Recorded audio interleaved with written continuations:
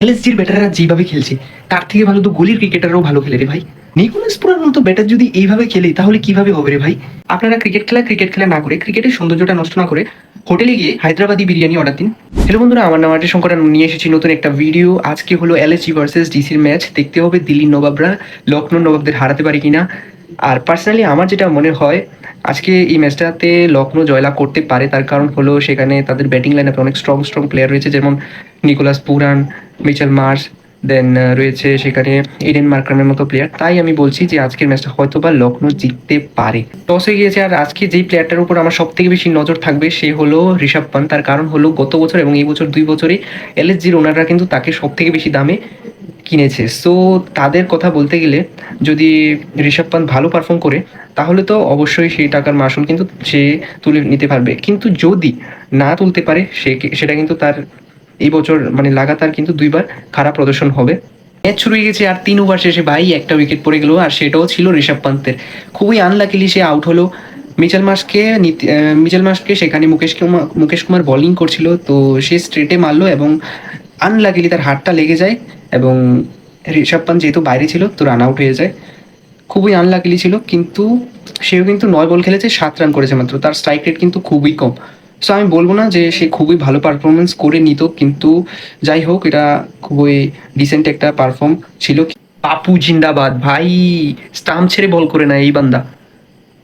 Eden মার্ক্রামকে কি সুন্দর একটা বলে মিডল স্টাম্প উড়িয়ে ফেললো। কি অসাধারণ ভাই, কি অসাধারণ। 2 উইকেট হারিয়ে 49 রানে 6.2 ওভারে।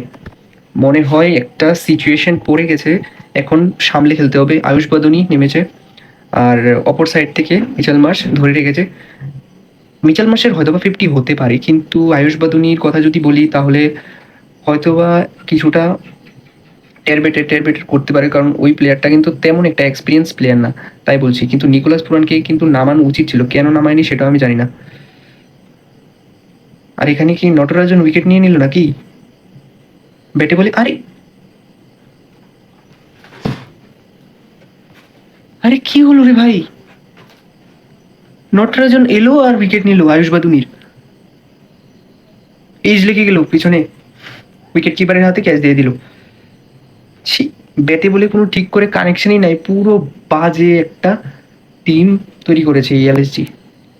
পুরো ম্যাচের মজাটাই কি নষ্ট করে দিল। ছি। সো এখন আসবে হয়তো বা নিকোলাস পুরান। নিকোলাস পুরানের খেলাটা দারুণ হবে ভাই। নিকোলাস পুরান কিন্তু সেই ধরনের প্লেয়ার, বল দেখলেই উড়াতে ইচ্ছা করে ওর। এলএসজির ব্যাটাররা যেভাবে খেলছে তার থেকে ভালো তো গলির ক্রিকেটাররাও ভালো খেলে রে ভাই। নিকোলাস পুরান মতো ব্যাটার যদি এইভাবে খেলে তাহলে কিভাবে হবে রে ভাই। যে রানটা হয়েছে এখন, 85 রান হয়েছে 10 ওভারে। 10 ওভার কমপ্লিট হয়ে গিয়েছে, 5টা উইকেট পড়ে গেছে। মনে হয় না যে তারা 160-এর উপরে উঠতে পারবে, কারণ তাদের নিচে কিন্তু সে তেমন একটা ভালো ব্যাটার্স নেই। এলএসজি প্লেয়ারদের খেলা দেখে আমি তাদেরকে এবং তাদের ওনারদের একটা কথাই বলতে চাই, আপনারা ক্রিকেট খেলা না করে, ক্রিকেটের সৌন্দর্যটা নষ্ট না করে হোটেলে গিয়ে হায়দ্রাবাদি বিরিয়ানি অর্ডার দিন। তাতে কি হবে, আপনাদের প্লেয়ারদের ফিটনেস বাড়বে। কারণ আপনারা যে টিম সিলেক্ট করেছেন সেই টিম কিন্তু আপনাদের কখনোই আইপিএল জিতাতে পারবে না। এলএসজি কি দুর্দান্ত কামব্যাক করলো রে ভাই। ইনিংসের ফার্স্ট বলে কেএল রাহুলকে আউট করে দিল মোহাম্মদ শামি, দেন সেকেন্ড ওভারে এসে মহসিন খান সেখানে নীতিশ রানার উইকেটটা নিল। দেন নেক্সট ওভারে প্রিন্স এসে দুইটা উইকেট নিল, তার মধ্যে একটা হলো পাথর নিশাঙ্কা এবং দ্বিতীয়টা হলো আকশর প্যাটেলের উইকেট। দারুণ কামব্যাক হয়েছে। এখন দেখতে হবে, এখন নেমেছে ক্রিস্টিয়ান স্টাফস। সে যদি ক্রিজে টিকে থাকে তাহলে ম্যাচ কিন্তু শেষ করে দেবে। সামির রিজভি করে ফেলেছে দুর্দান্ত একটা 50, যেখানে শুরুর দিকে 4টা উইকেট পড়ে গিয়েছে। সেখানে ক্রিস্টিয়ান স্টাফস এবং সামির রিজভি মিলে টোটাল 75 রানের একটা পার্টনারশিপ করে 20 বলে লাগে 4 রান। লখনৌ হারতে আর মাত্র 4 রান লাগে। ডিসি ভাই সুপার কামব্যাক, সুপার ফাইটিং একটা ইনিংস খেললো। Specially Samir Rizvi 64 not out 46 বলে, দারুণ ইম্প্যাক্ট।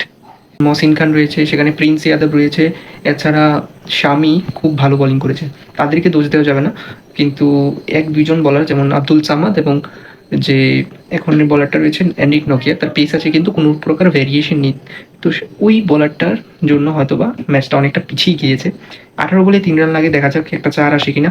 লাস্ট বলে, সরি লাস্ট বল না, এখন বোলিং করতে নেমেছে।